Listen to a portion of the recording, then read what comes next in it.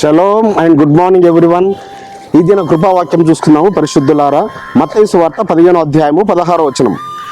ఆయన మీరును ఇంతవరకు అవివేకులై ఉన్నారా.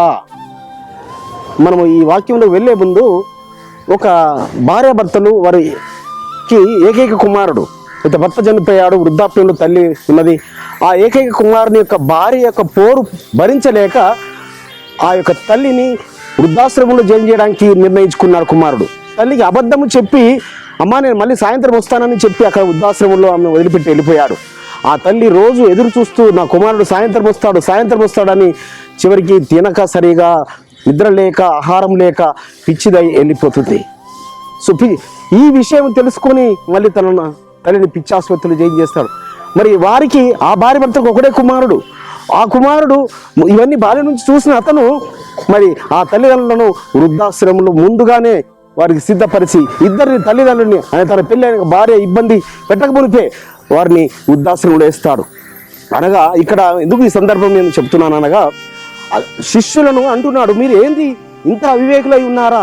అలా శాస్త్రులు పరిస్థితులు అడుగుతున్నది మీకు అర్థమవుతలేదా?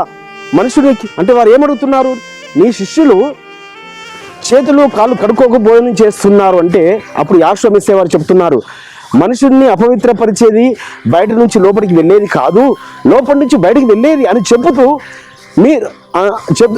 ఉన్నప్పుడు అక్కడ అంటుంటాడు, మీరు ఈ విషయం మీకు చెప్పను, ఎందుకనగా మీరు పితృపార్యాచార్యము నిమిత్తము వీటిని ఆచరిస్తున్నారు తప్ప ఆయన ఆజ్ఞను వదిలిపెట్టి తల్లిదండ్రులను సన్మానించడం అనే దాన్ని మీరు వదిలిపెట్టారు. తల్లిదండ్రులను సన్మానించడము మీరు దాన్ని తృణీకరిస్తున్నారు, అది దైవార్పితం అంటున్నారు.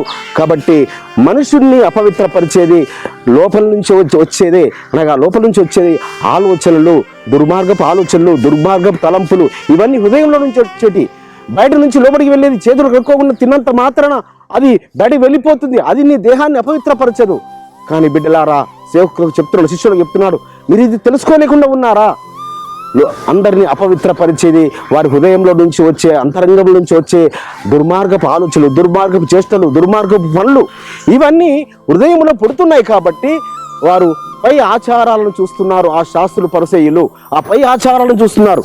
మీరు పై ఆచారాలు కాకుండా ఆయన ఆజ్ఞలు అనుసరించేవారుగా ఉండి మీ తల్లిదండ్రులు సన్మానించండి అని తెలియపరుస్తున్నాడు. పరమ తండ్రి ఈ మాటలు మనందరి హృదయాలు ఫలింపజేసి ఆశీర్వదించును గాక.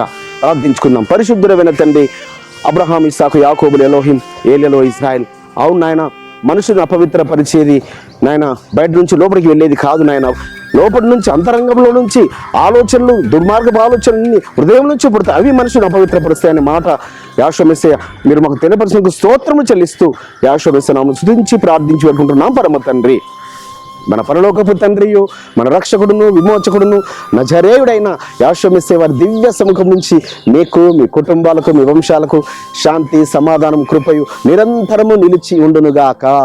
ఆమేన్.